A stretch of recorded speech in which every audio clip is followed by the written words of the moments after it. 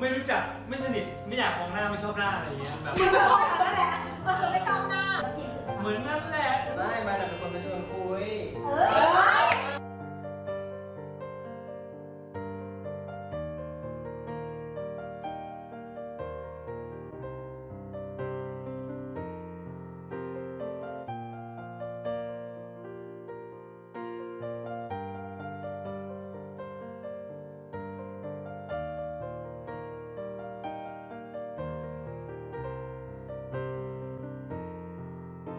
แล้วก็เหมือนกับว่าผ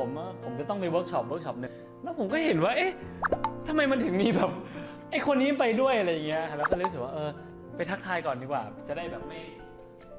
อึดอัดเนาะหาเพื่อนอะไรอย่างงี้แต่จริงๆเขานั่นแหละเป็นคนอยากให้ผมเขาไปทักจะบอกให้กูไม่เคยคุยกับมึง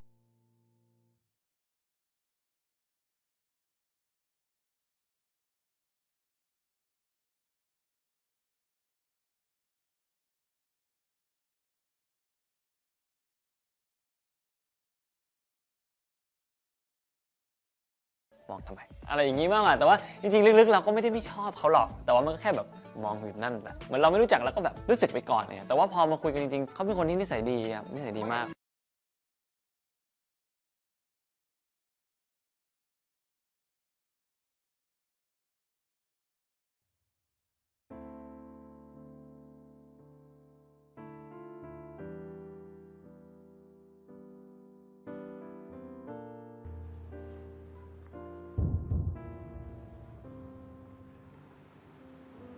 ข้างหลังนี่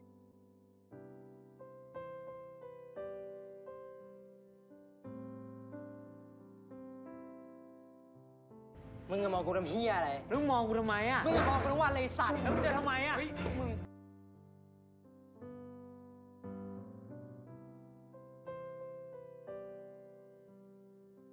พอไปนั่งปุ๊บกำลังจะเริ่มข้อแรกเขาบอกว่าหิวอ่ะไปกินข้าวไหม แล้วก็เลยเหมือนกับว่าสอนแป๊บนึงเขาก็ไม่เลยเท่าไหร่ก็เลยไปเรียนนะเดี๋ยวเอาไงเดี๋ยวไปเรียนกับครูแล้วกันโอเคงั้นไปกินข้าวกัน ทำอะไรอ่ะไม่ต้องสอนเอาให้มันโง่กลับบ้าน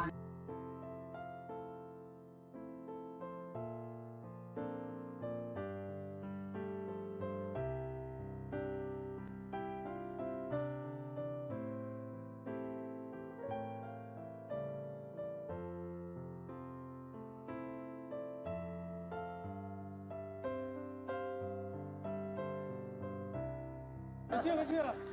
ถ้าเชื่อแล้วจริงไม่จริงก็อีกเรื่องนึงนี่นี่กำลังคิดอยู่มี เห็น เห เห ร ร อ อเห็นเหมือนเล่นแบบจับข่าวขันค่ะ ผมรู้สึกว่า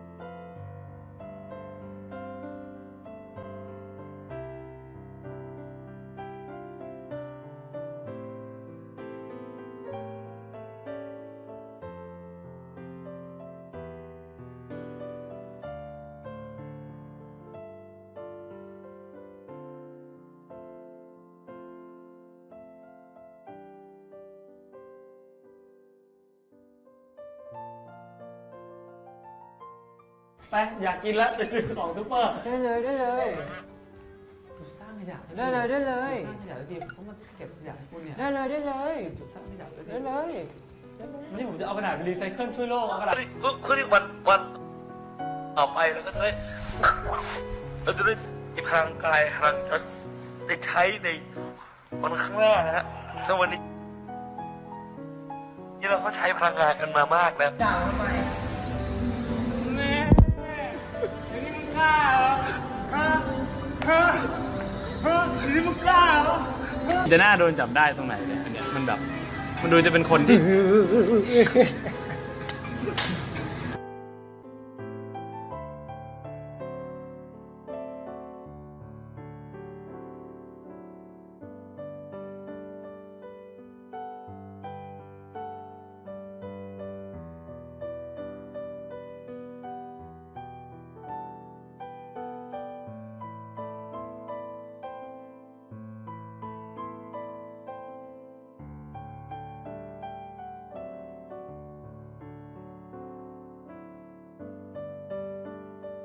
ว่าเราสองคนนี่คือเป็น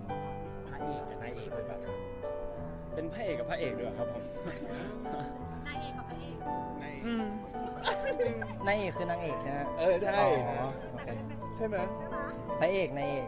เราเป็นนายเอกเขาเป็นพระเอก อาจจะเป็นพระเอกสองคนก็ได้นะ เออ